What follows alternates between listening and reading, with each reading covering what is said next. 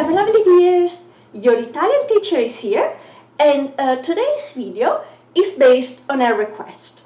And it will be about the verb rimanere. A bit about the conjugation and how you use it. So the first thing is that rimanere is irregular. So it changes a bit throughout the conjugation. So with the present is mostly what you expect. The only change is with the I form and the they form. There is some change, but the other persons it behaves like you would expect. I will link also in the description below the tutorial that I made about the conjugation of regular verbs in the present. But so for the verb rimanere, the conjugation in the present mostly follows the one of the regular verbs. So that's what you expect. As I said, only the I and the they form is different, and it's different in that you have to add a G after the N. So what you expect for the I and the they form, it will be rimano, rimangono, but that's not the case. You need to add a G. And so it becomes rimango and rimangono. Then further, rimanere is irregular also for the future. And I made a tutorial also about the future conjugation, so I will also link that in the description, so you can go there and have a look at it. But so concerning rimanere, is irregular in the future because instead of having the usual desinences that you would expect, so ero, erai, era, and so forth, has two R and then the vowel part of the desinence. So it becomes rimarrò, rimarrai, rimarrà, rimarremo, rimarrete, rimarranno. So it is a bit different from what you would expect. And then as last thing, the most used tense is the past participle that is also irregular with rimanere because it's rimasto, so it's not what you would expect. So that's about the conjugation. About the use, let's say that you can use it as mostly in English you use stay. So the basic meaning is to stay, to stay somewhere, to spend some time somewhere. And you can say rimango a casa stasera. So to say I'm staying home tonight. And so you can use it like you use stay.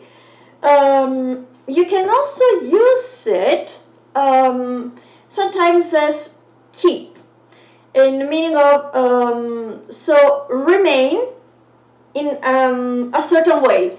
Like I can say rimaniamo amici, to say, yeah, let's remain friends, let's keep friends. Now, there is also another use which is a bit more tricky, and is to be left, in the meaning, to get in a certain, or to be left in a certain status or in a certain situation.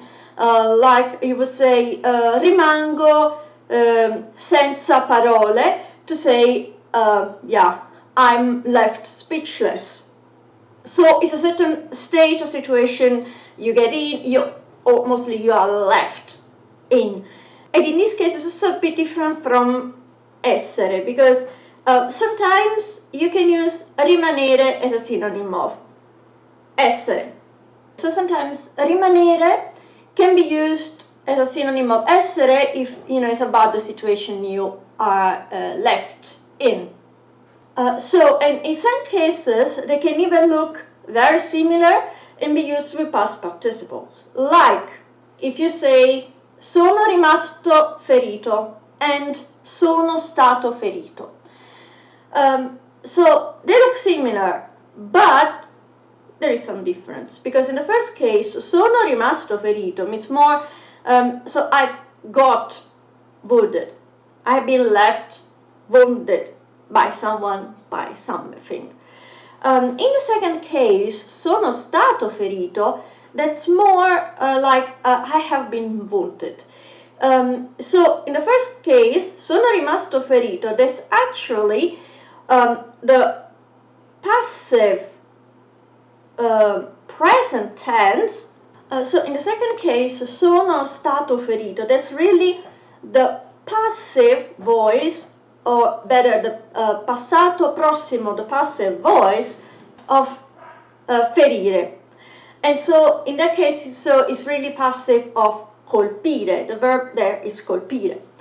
So in the second case, it's really the passive voice, and better the passato prossimo, the passive voice of ferire. So the verb there is ferire, to wound.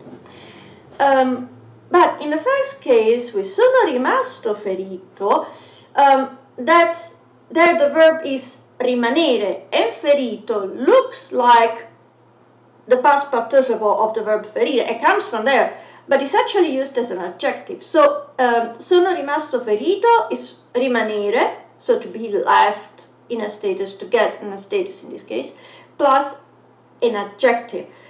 While sono stato ferito, that's really the passive voice of ferire. So that's the main difference.